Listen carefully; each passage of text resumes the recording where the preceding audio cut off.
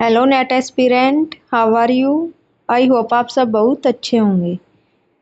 तो आज हमारा ये मोस्ट इम्पोर्टेंट हमारा एक टॉपिक है इंडियन इकोनॉमी में। आज उसको कवर करेंगे जहाँ से हर बार क्वेश्चन बनता है। जब भी हम कंपैरिजन में कोई भी चीज़ याद करते हैं तो वो हमारे दिमाग में ज़्यादा देर तक याद रहती है हमें। तो आज हम इसको कंपैरिजन में करेंगे कि फिफ्थ फाइनेंस कमीशन उसकी रिकमेंडेशन क्या है और सिक्स्थ फाइनेंस कमीशन जो अभी लेटेस्ट आया है उसकी क्या है। दोनों में कंपैरिजन से पूछ सकता है, फिफ्थ भी पूछ सकता है क्योंकि ये तो अभी लेटेस्ट आया है। तो दोनों हमारे लिए इम्पोर्टेंट है, दोनों में क्या डिफरेंस है इसको आज हम इस छोटी सी वीडियो में कवर करेंगे। लास्ट तक वीडियो में बने रहें और अपने साथ नोट्स बनाते रहें क्योंकि ये मोस्ट इम्पोर्टेंट है और ये हमारे हर सेट एग्जाम के लिए भी, पीजीटी इकोनॉमिक्स के लिए भी इम्पोर्टेंट रहने वाला है।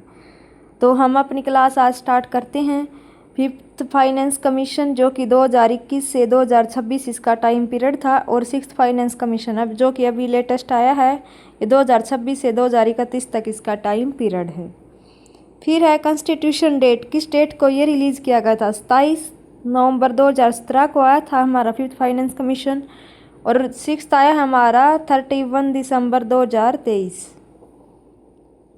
चेयरपर्सन कौन थे, श्री एन के सिंह थे और सिक्स्थ फाइनेंस कमीशन के थे डॉक्टर अरविंद पंगारिया। अवार्ड पीरियड क्या था हमारा, 1 अप्रैल 2021 से 31 मार्च 2026, 5 साल के लिए होता है हमारा ये। तो फिफ्थ फाइनेंस कमीशन का था 1 अप्रैल 2021 से 31 मार्च 2026 तक और सिक्स्थ फाइनेंस कमीशन का था हमारा 1 अप्रैल 2026 से 31 मार्च 2031 तक इसका टाइम पीरियड है 5 ईयर्स के लिए। फिर हमारा state share in central tax, states के लिए जो शेयर जाता है सेंट्रल टैक्स में वो कितना है, तो 41% है। इसको रिटेन सेम रखा गया है जो हमारा सिक्स्थ फाइनेंस कमीशन था, इसमें भी 41 ही रखा गया है। फिर है हॉरिजॉन्टल डिवैल्यूएशन क्राइटेरिया और वेटेज, ये हमारा स्टेट शेयर होता है, ये हमारा वर्टिकल होता है। वर्टिकल हम ऐसे बोलते हैं जो बॉटम अप और बॉटम डाउन होता है और हॉरिजॉन्टल ऐसे होता है।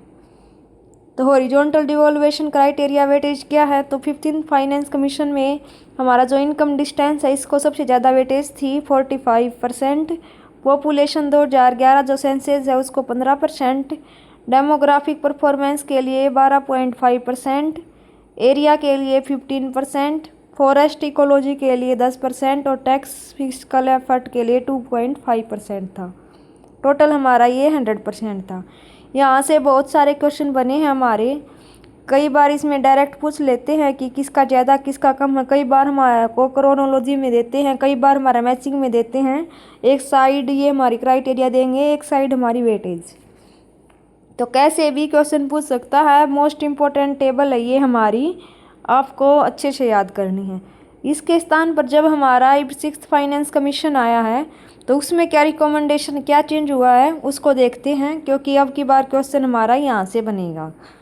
इनकम डिस्टेंस है उसको 42.5% कम कर दिया है, पहले 45% था, 42.5% कर दिया है। पॉपुलेशन 2011 को 17.5% कर दिया है, पहले हमारा 15% था, इसको बढ़ा दिया गया है। डेमोग्राफिक परफॉर्मेंस को 10% कर दिया है, कम कर दिया इसको भी। एरिया को भी 10% कर दिया है। फॉरेस्ट एंड इकोलॉजी को भी 10% दिया गया है। और अब की बार हमारा न्यू ऐड किया गया इन्होंने, contribution to GDP new 10% GDP के लिए कंट्रीब्यूशन दिया गया जो कि फिफ्थ फाइनेंस कमीशन में नहीं था। तो ये मोस्ट इंपॉर्टेंट पॉइंट है जो हमें याद करना है। और किसको हटा दिया गया है, टैक्स एंड फिस्कल एफर्ट को हमारे सिक्स्थ फाइनेंस कमीशन से हटा दिया गया है। ये आपको मोस्ट इम्पोर्टेंट है, याद करना बहुत ज़रूरी है।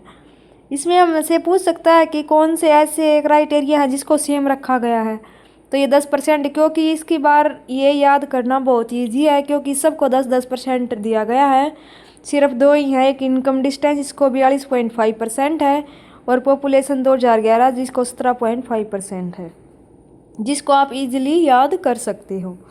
इसके कंपैरिजन में इसको याद रखना बहुत ही आसान है।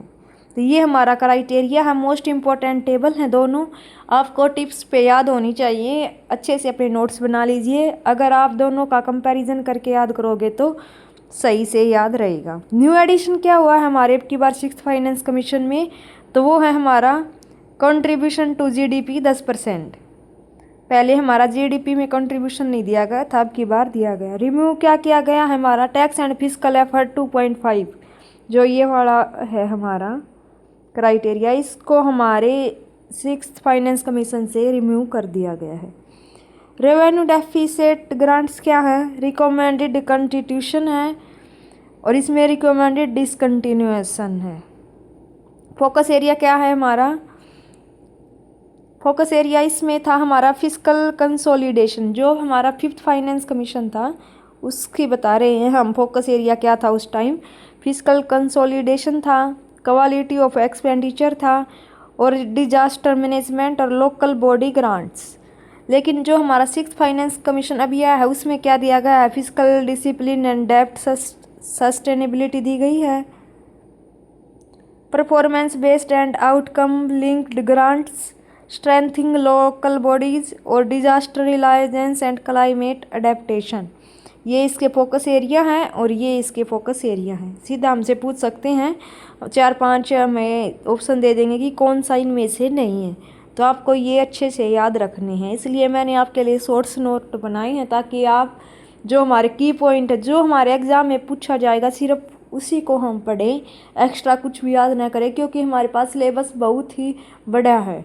अगर हम फालतू की चीज़ें याद करेंगे तो ना तो उनसे हमारा बेनिफिट होगा, तो हमें सिर्फ स्मार्ट स्टडी पे ध्यान देना है। तो अच्छे से अपने नोट्स साथ के साथ बनाते रहना। और अगर आपको ये नोट्स चाहिए तो हमारे टेलीग्राम चैनल को, ग्रुप को ज्वाइन कर लेना। नेक्स्ट हमारा की एम्फेसिस क्या है, balance transfer with emphasis on equity and needs. Balance transfer करना है। और 6th फाइनेंस कमीशन के क्या था, incentivising state for higher economic contribution, fiscal responsibility and better performance के लिए इसका बताया गया है। तो ये है हमारा 5th और 6th फाइनेंस कमीशन, जो कि हमारा इंडियन इकोनॉमी जो कि यूनिट है उसके लिए मोस्ट इम्पोर्टेंट जो टॉपिक होते हैं उसमें इनकी गिनती होती है। और हर बार एनटीए यहाँ से 1-2 क्वेश्चन 100% पूछता है, तो सुपर श्योर टॉपिक है, इसको अच्छे से याद कर लेना। नेक्स्ट टॉपिक आपको कौन सा चाहिए आप कमेंट कर देना। और हमारी वीडियो लेक्चर आपको कैसे लगते हैं उसके लिए अपना फीडबैक ज़रूर देना। अदर स्टूडेंट से भी शेयर करना ताकि उनकी भी हेल्प हो सके। और हमारी वीडियो को लाइक, शेयर एंड सब्सक्राइब करना। मिलते हैं हम अपनी नेक्स्ट वीडियो में, तब तक हंसते रहें, पढ़ते रहें और मुस्कुराते रहें। Thank you so much.